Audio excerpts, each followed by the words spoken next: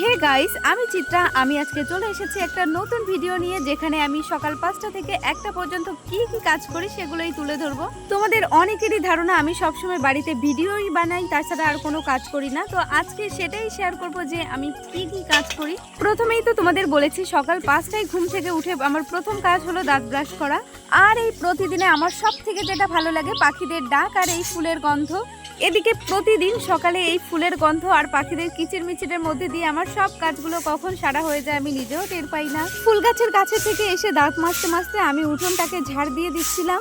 আমি কেন জানি না বেলা পর্যন্ত ঘুমিয়ে থাকতেই পারি না, মানে 8টা পর্যন্ত ঘুমিয়ে থাকা আমার পক্ষে অসম্ভব। আমার প্রতিদিন ঘুম ভেঙে যায় ঠিক 4:30টার সময়, কিন্তু তারপরেও আমি একটু সময় শুয়ে থাকি, মানে 5টা 10-20-র মধ্যে ঘুম থেকে উঠে যাই। উঠোন ঝাড় দিয়ে দাঁত ব্রাশ করে আমি চলে এসেছি মুখ ধুতে। এই কাজগুলোর পরেও কিন্তু রয়েছে আমার আরো কাজ। আসলে আজকে সকালবেলা চারিদিক হালকা মেঘলা মেঘলা থাকলেও কিন্তু প্রচন্ড গরম ছিল। এই গরমের ভিতরে প্রত্যেকদিন ফুল গাছে তো জল দিতেই হবে, না হলে একদিন জল না দিলে সব গাছগুলো কেমন যেন ঢলে পড়ে। আমাদের বাড়িতে যেহেতু অনেক ফুল গাছ রয়েছে, তাই জল দিতে একটু বেশি সময় লাগে। তবে আজকে আমি সব গাছগুলোতে জল দিচ্ছি না, যে গাছগুলোর গোড়া একটু বেশি ভিজে আছে সেইগুলোতে আজকে কিন্তু জল দিচ্ছি না। ফুল গাছে জল দিয়ে এদিকের কাজগুলো সেরে চলে এসেছি আমাদের জমিতে। আজকে কিন্তু প্রচন্ড গরম পড়েছে, আর এই গরমের মধ্যে আমাদের এই শশা খেতে যদি আজকে জল না দিই তাহলে গাছগুলো একেবারে মরে যাবে। গাছগুলোতে জল দেওয়ার আগে প্রথমেই আশেপাশে সব জায়গায় দেখে নিচ্ছিলাম। আর এই শশা গাছের এই ছোট্ট হলুদ হলুদ পোকা তোমরা দেখেছো কিনা আমি জানি না, তবে যারা কৃষি কাজের সঙ্গে যুক্ত তারা অবশ্যই এই পোকাগুলোকে চিনবে। এই পোকাগুলো কিন্তু বেশিরভাগ এই কচি পাতাগুলো খেয়ে ফেলে, তাই আমার প্রথম কাজ হচ্ছে এই পোকাগুলোকে আগে ফুটে ফেলা, না হলে আমাদের গাছগুলোকে পুরোপুরি নষ্ট করে দেবে এরা। আমরা যদিও গাছের পোকাগুলোকে তাড়ানোর জন্য গাছের সব সময় যত্ন নিয়ে থাকি, তবে আজকে একটু বেশি পোকা রয়েছে প্রত্যেকটা গাছে। গ্রামে জন্ম নিয়ে আমার নিজেকে মাঝে মধ্যে অনেক ভাগ্যবান মনে হয়, কারণ সব সময় আমরা টাটকা সবজি ফল সবকিছুই খেতে পারি। দেখো আমাদের গাছে কলা পেকে গেছে, আমরা তো এই কদিনে খেয়ালই করিনি আমাদের গাছের কলা পেকে গেছে। যাই হোক, মাঠে এসে আজকে দেখতে পারলাম কলার কাঁদির এক সাইডের একটা কলা ভীষণ ভাবে পেকে গেছিল, তাই আজকে কলাটা ছিঁড়ে আমি কিন্তু খেয়েই নিচ্ছি। গাছের থেকে গাছ পাকা ফল, সেটা ছিঁড়ে খাওয়ার মজাই আলাদা।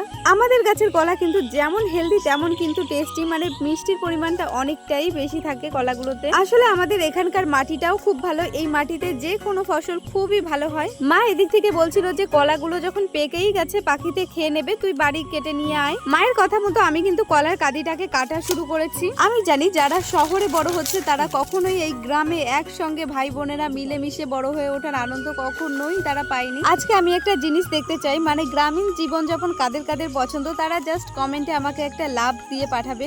আর শহর যাদের পছন্দ তারা জাস্ট যে কোনো একটা ইমোজি পাঠালেই আমি বুঝতে পারবো গ্রামীণ জীবনযাপন বেশি মানুষের পছন্দ নাকি শহরের জীবনযাপন। এদিকে আমি তো তোমাদের অন্য কথা বলতে ভুলেই গেছি, আমার তো গাছে জল দিতে হবে। এদিকে আকাশে প্রচুর রোদ্দুর শুরু হয়ে গেছে, এখন বাজে মাত্র সকাল 7:30, আর এর মধ্যেই আকাশে চারিদিকে রোদ্দুরে চকচক করছে। আর এই রোদ্দুর সহ্য করতে না পেরে আমি একটা ওড়না মাথায় দিয়ে নিয়েছি, আর এদিকে জল তো দিচ্ছি গাছে। এই কটা গাছে যে জল দিতে হবে এটা না, কিন্তু আমার এই সাইডে আরো অনেক গাছ রয়েছে, মানে এখানে মোট 5 কাঠা জমি রয়েছে, আর এই সব জমিটা জল দিয়ে ভিজাতে হবে। আমার টার্গেট 8:30টার মধ্যে এই জলটা দিয়ে কমপ্লিট করতে হবে, এরপরে চলে যেতে হবে আমার গাছ আনতে।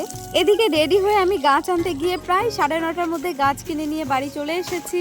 আর তোমরা তো জানোই আমি বেশ অনলাইনে চারার ব্যবসা শুরু করেছি, আর সেখান থেকে কিছু অর্ডার ছিল সেগুলোই রেডি করছিলাম। আজকের আমার ফার্স্ট ব্লগ ভিডিও তোমাদের কেমন লেগেছে কমেন্টে জানিও। টাটা।